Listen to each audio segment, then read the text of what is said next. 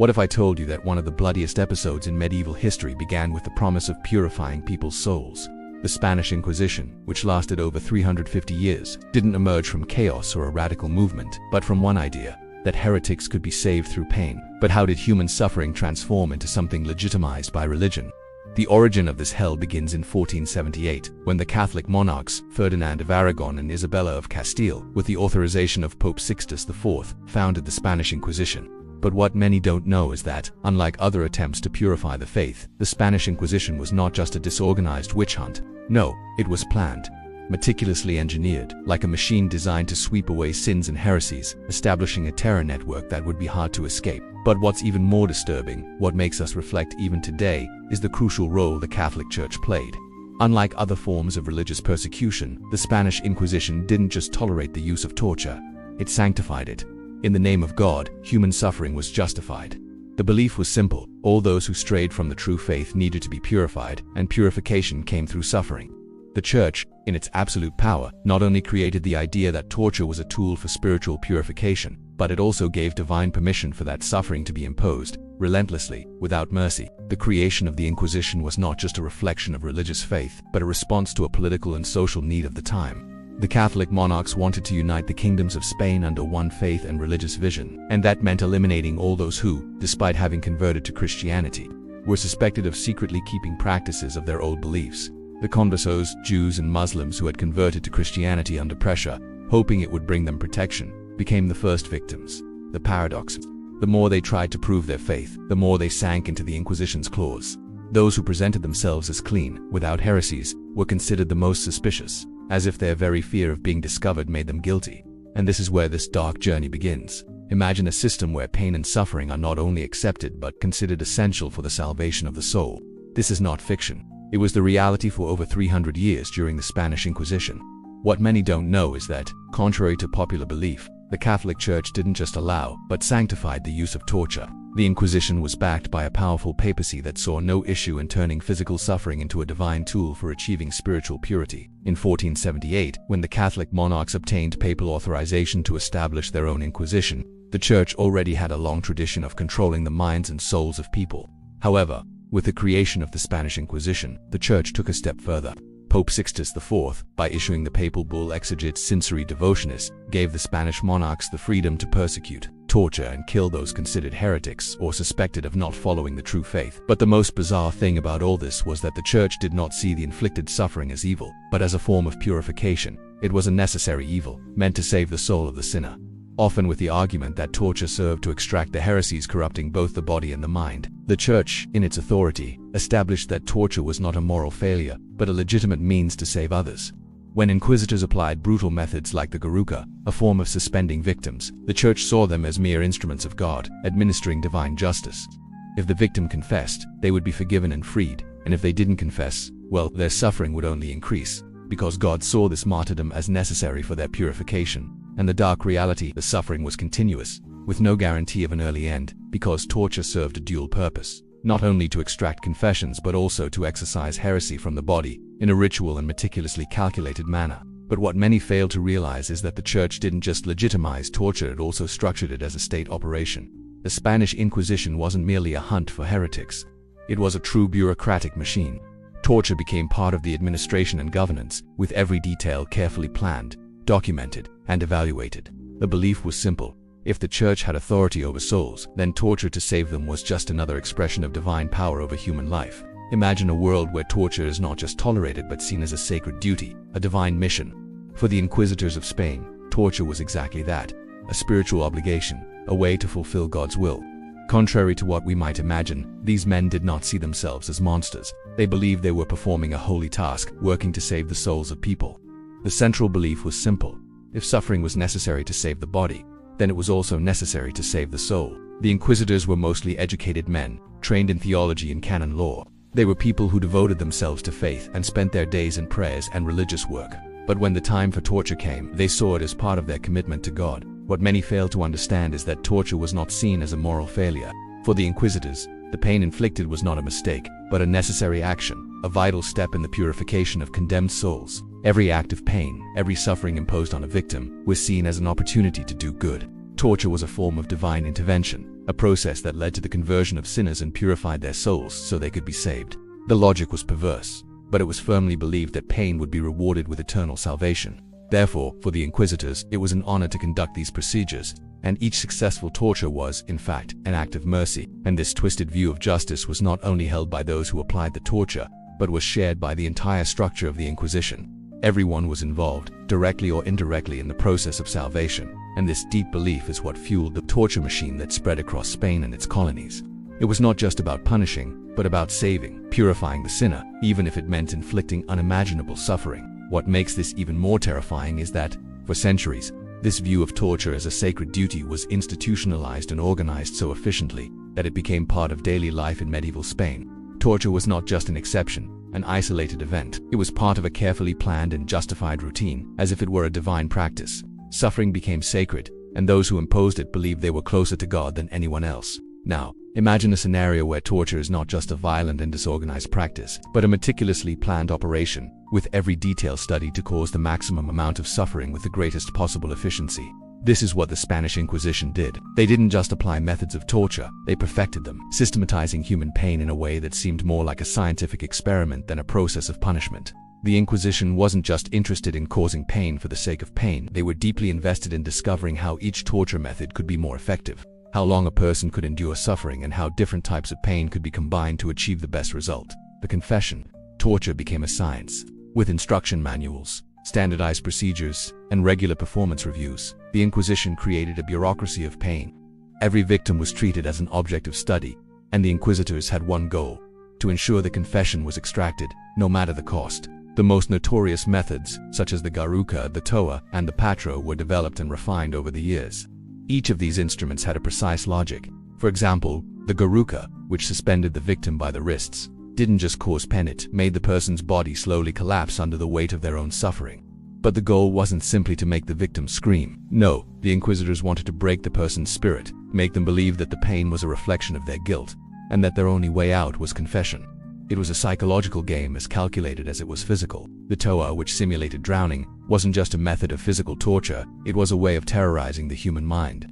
The fear of drowning is primal, instinctual, and the Inquisition knew this.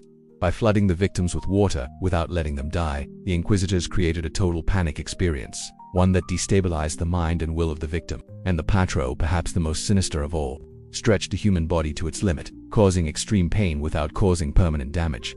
The goal here was simple: to make the victim believe that their own flesh was falling apart, that their body was turning into an enemy, a prison of endless pain. These methods of torture were not the brutal improvisations of sadistic torturers. They were developed, perfected, and standardized to ensure that, each time, the pain was more effective, more controlled. The inquisitors treated each torture session like a high-precision operation, with clear objectives and expected outcomes. Torture was science, and science was at the service of faith. What was most horrifying about this systematic practice was that the inquisitors believed they were doing good.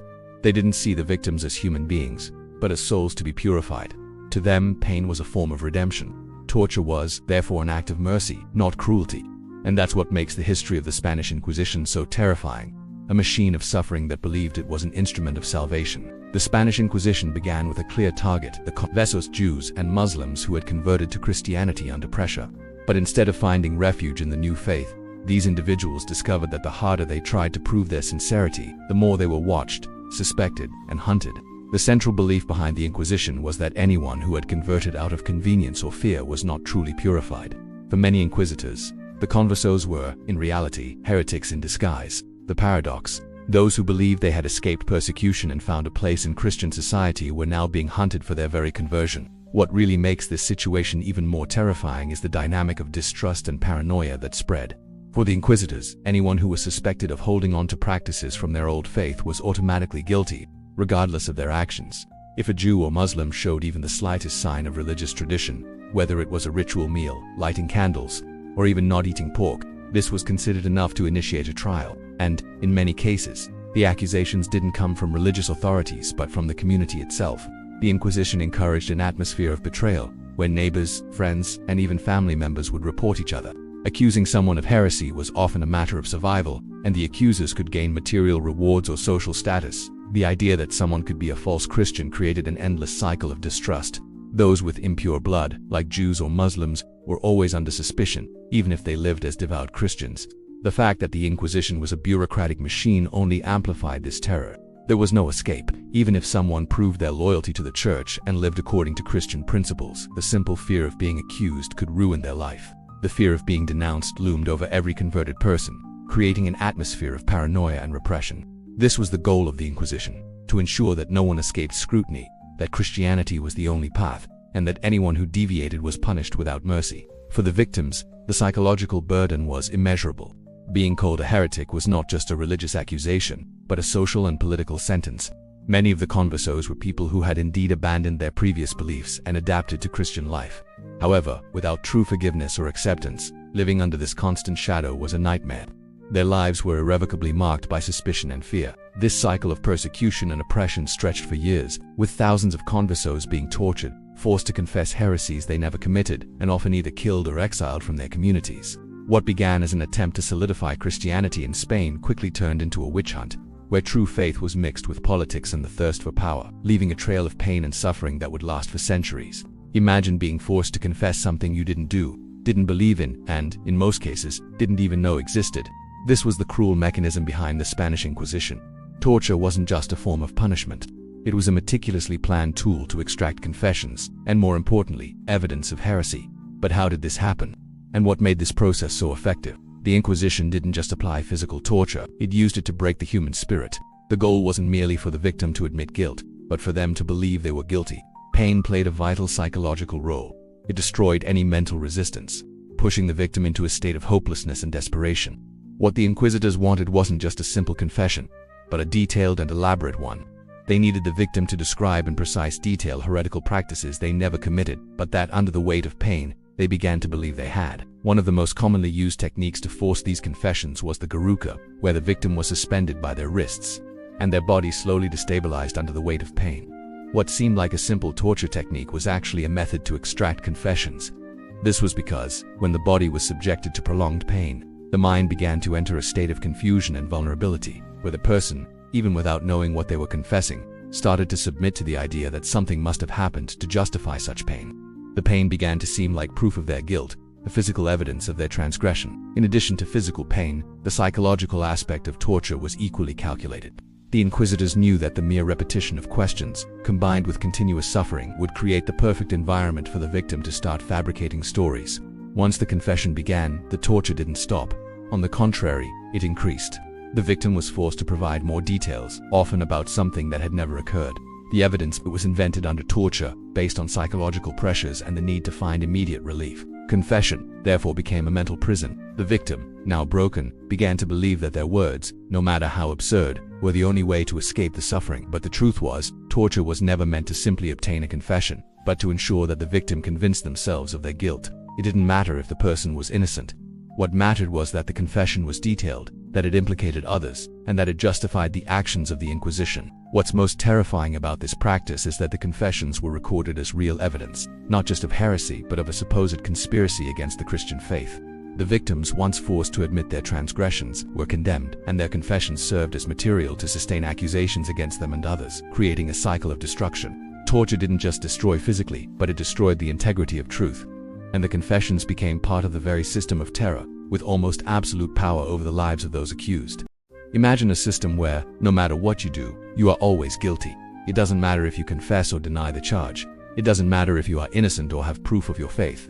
The logic of the Spanish Inquisition was built upon a vicious cycle, where the only escape from suffering was confession, and even refusing to confess was considered proof of guilt. This never-ending hell is what kept the Inquisition running for over 350 years, destroying lives and creating a system of justice that was completely twisted. The first rule of the Inquisition was simple. If you confess, you are guilty. But if you don't confess, you are even more guilty, because if you claim to be innocent, you are lying.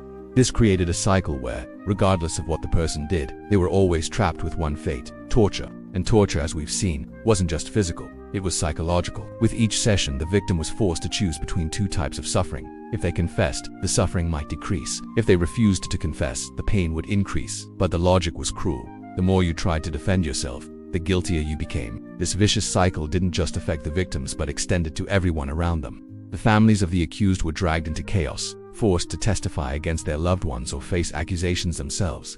The psychological pressure left no room for reason. The inquisitors used this twisted logic to manipulate the accused, making confession seem like a mental necessity, almost like a pressure valve. But deep down, they knew no one could escape the system cleanly. The only way out was suffering until confession, and the confession itself was the death sentence. What made this even more macabre was how the system fed on itself. If someone confessed, it led to more accusations, more persecutions, and more torture. If someone didn't confess, it meant they were hiding something even worse, justifying further torture. There was no win for the victims. The system was so structured to ensure that no one escaped destruction that the very idea of innocence became irrelevant. The worst part was that the Inquisition didn't even need to prove anything. The accusation itself was enough to keep the victim trapped in a cycle of pain and despair. What makes this even more terrifying is that the victims often started doubting themselves. The doubt implanted through torture made people question their own beliefs and memories. They were forced to believe that something wrong had happened, even when nothing wrong had taken place. The human mind, broken by terror and pain, began to ally with the Inquisition, leading the victims to confess heresies and crimes they never committed, all in an effort to escape the pain. This cycle of suffering and psychological manipulation turned the Inquisition into a relentless machine where justice was never the goal. The true intent was to destroy the individual's trust in their own truth, so they could be molded by the authority of the Church. With each confession, with each new accusation, the hell of the Inquisition continued to feed itself, and the victims were consumed, one by one, in this endless process. The history of the Spanish Inquisition did not end with the fall of the institution. On the contrary, its dark legacy and the torture practices it perfected deeply influenced regimes and systems of control that would emerge in the following centuries. What the Inquisition taught us about the human potential for cruelty, when legitimized by religious or political authority, still resonates today. The ability of a system to morally justify itself, even in the face of horrific practices, did not disappear with the Inquisition's end, but adapted and was reused by other totalitarian regimes. One of the most direct legacies of the Inquisition was the creation of systematic methods to instill fear and psychological control. The Inquisitors learned that the anticipation of pain and psychological manipulation were just as effective as physical torture itself. These methods would later be adopted by regimes such as Nazi Germany and the Soviet Union. The idea of destroying mental resistance through psychological suffering, rather than just physical pain, was something the Inquisition authorities perfected, and which is still used in forms of political oppression today. Modern totalitarian regimes studied the tactics of the Inquisition, seeing them as examples of how a well-managed torture system could not only extract information but also transform an entire population into a submissive flock, living under constant fear and distrust. The use of torture as a political control tool also has deep roots in the Inquisition. During the Inquisition, torture was applied not only to obtain religious confessions, but also to force victims to betray others, creating a network of informants that fed the Inquisition machine. This concept of informing to save oneself spread and was used in regimes like Stalin's, where denunciations became a common tool of repression. The logic of the Inquisition, where confession and collaboration with power were the only means of survival, was adopted by many dictatorships worldwide. Furthermore, the Inquisition taught subsequent regimes how to justify immoral actions as being necessary for the greater good. The idea that torture and persecution could be seen as a divine good, a necessary evil to achieve purification or salvation, was amplified and refined by regimes that saw their actions as part of a divine plan or historical mission. As with the Inquisition, these regimes convinced their citizens that they were performing a greater good, hiding the true nature of their atrocities behind a facade of morality. Today, while many view the Inquisition as a distant and bygone period of history, the control, oppression, and torture tactics it perfected continue to be studied, admired, and, in some cases, reused by governments seeking to silence dissent. The legacy of the Inquisition, therefore, is not just a reminder of the past.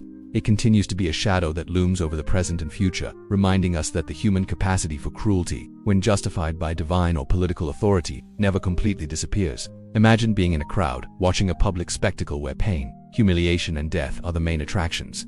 This was the purpose of the auto da in the Spanish Inquisition, to turn executions and torture into a public event, a true theater of pain. These acts of faith weren't just a way to execute the condemned, but a way to reinforce the absolute power of the Inquisition and the Church over society, turning suffering into a performance for the public. The auto da was a grand event, often held in plazas or large public spaces, where the victims, after weeks or even months of torture, were finally sentenced and brought to their death. But what made these events so chilling wasn't just the execution itself, but the spectacle around it. The victims were paraded through the streets, dressed in special garments like the infamous San Benito, a yellow tunic that symbolized their guilt, while the public watched, clapped, and even through stones. It was a social event, an opportunity for people to gather, socialize, and, above all, see someone pay with their life for the sins of heresy. What makes this even more disturbing is how the Church and the Inquisition used the autoda to spread fear and ensure that everyone in society knew that heresy would not be tolerated. The message was clear. If you disobeyed the Church, you would become a public spectacle. Torture and execution were a way to teach a lesson to everyone. But the darkest part of it all was that these events were filled with religious symbolism, with priests and other church members blessing the executions as if performing a divine service. The auto-da wasn't just about punishing an individual, but about public humiliation, collective punishment, and controlling the population. It was a way of showing everyone that no one was above the law of the Church. For the Inquisitors, these public executions were a reaffirmation of their authority and the sanctity of their mission. But for the spectators, they were a form of psychological conditioning, teaching them that true faith could only be defended through the suffering of others. The idea that one should fear the authority of the Church was so effective that many individuals began to denounce one another, contributing to the creation of a network of fear where anyone could be accused and punished. The most perverse aspect of the auto-da was how it masked violence under the cloak of divine justice. The executions weren't just physical, but spiritual, and the public was invited to witness this process as a celebration of the purity of faith. The Inquisitors and church members present saw their actions as a service to God, a divine mission to save the souls of people. But the real question is, how could something so brutal, so merciless, be justified as an act of faith? The legacy of these auto-da events is deep and disturbing. The idea of using human suffering as a public spectacle, as a way to teach and reinforce the power of an institution, left marks on society. In many ways, the social control techniques applied during these events influenced later regimes, where public humiliation and execution became ways to maintain order. But the greatest lesson the auto-da teaches us is that fear and oppression can be used as powerful tools to control populations, disguised under the false promise of divine justice. Imagine being marked for life, not for something you did, but for something you're accused of doing, something you never had a chance to prove or defend. This is what the San Benito represented for the victims of the Spanish Inquisition. A form of social death that would last long after the physical death. Even before facing execution, many were already condemned to eternal public humiliation, meaning that by wearing this symbolic garment, their life would never be the same. The San Benito was a yellow tunic, often decorated with symbols of fire and demons, representing the guilt of the condemned. By wearing this garment, the victims were not only publicly humiliated, but also marked as outcasts, and their identity was irrevocably destroyed. This garment wasn't just a tool for public humiliation, but a mark of shame and guilt that often lasted for generations. Even after execution, the San Benito and the memory of the crime were hung in churches as an eternal reminder that the individual and their family were irreparably condemned. The psychological impact of the San Benito was profound. The person who wore this tunic was not only rejected by society, but also left a mark on their descendants. The families of the condemned were stigmatized so permanently that future generations were barred from accessing basic rights, such as education or employment, and were often forced to live in poverty and isolation. It was a punishment with no end, a form of psychological torture that stretched beyond death, a way to ensure that the original sin of an individual continued to affect their generations. The San Benito was also a form of social control. Anyone accused of heresy and condemned to wear the tunic was forced to live in a social prison with no escape. The fear of being marked by the San Benito was even stronger as the cruelty of the punishment became public. The psychological torture that accompanied this process was, in some ways, more cruel than the physical torture the condemned faced in their final hours. Even after execution, the name of the condemned and their alleged heresy remained as a burden for their children, grandchildren, and even great-grandchildren. And the worst part of it all is that many of those accused of heresy were completely innocent. They were denounced out of vengeance, jealousy, or simply as part of a larger scheme of social control. Those who were forced to wear the San Benito were often people just trying to survive in extremely difficult times, often trying to protect their families or achieve some sort of stability in a turbulent society. But by being marked with the San Benito, their lives were irrevocably destroyed. This practice of the San Benito has a deep echo in modern human behavior. The idea of marking someone as a social pariah, condemning not just the individual but also their lineage, is a form of social manipulation still used in various forms of exclusion and marginalization. Shame and stigma continue to be used as forms of social control, creating systems where public humiliation and exclusion become more effective than physical punishment. Imagine being accused of a crime you didn't commit, with no opportunity to defend yourself and no way to prove your innocence. This was the harsh reality for many innocent people caught in the gears of the Spanish Inquisition. What made the Inquisition so insidious was that it wasn't just about punishing the guilty. It was about creating a system where the very concept of innocence was irrelevant. Anyone could be accused, anyone could be tortured, and most terrifying of all, anyone could confess to anything. The logic behind the Inquisition's methods was as twisted as it was effective. An accusation was enough to begin proceedings. It didn't matter if there was no solid evidence or even if the person was completely innocent. If you were accused, you were already guilty in the eyes of the Inquisition. The system was built in such a way that it didn't matter whether you had committed a crime. If you denied it, you were guilty of lying. If you confessed, you were guilty of heresy. There was no escape. The accused didn't just face physical torture. They were subjected to a mental and psychological torture that wore down their sense of reality. The constant threat of further suffering forced many victims to give false confessions, implicating friends, family members, and even strangers in crimes they never committed. The Inquisition's tactics made it so that even the most innocent people would eventually break under the pressure, eventually confessing to things they hadn't done, just to stop the pain. What's even more disturbing is that many of these victims were completely innocent bystanders. They were simply in the wrong place at the wrong time or had made the unfortunate mistake of being born into a family already under suspicion. Widows, merchants, and even children were targeted, with accusations often based on personal vendettas, jealousy, or rivalry. It was not uncommon for people to be denounced out of spite, or because someone wanted to settle a score. A neighbor who didn't like you, a business rival who wanted to get rid of you, or a jealous lover could all lead to an accusation of heresy, setting the wheels of the Inquisition into motion, and in some of the worst cases, entire families were wiped out. Parents were tortured and executed, and their children were thrown into the same system of abuse, all because of an accusation made by an envious or spiteful neighbor. The Inquisition was not just a tool for punishing religious transgressions, it was a weapon of social control that destroyed the lives of countless innocent people who had no way to defend themselves. This system of injustice was devastating not only for the individuals directly affected, but for entire communities. Fear ran rampant. People were afraid to speak their minds, afraid to question authority, and afraid to trust anyone. The paranoia created by the Inquisition made everyone a potential enemy, and anyone could be denounced for heresy at any time. This atmosphere of fear and distrust led to the destruction of not just families but entire neighborhoods, as accusations spiraled out of control. One accusation could set off a chain reaction, pulling in multiple people, ruining their lives, and leading to endless suffering. The Inquisition's treatment of innocent people reveals the true nature of the system. It wasn't about finding the guilty, it was about finding victims.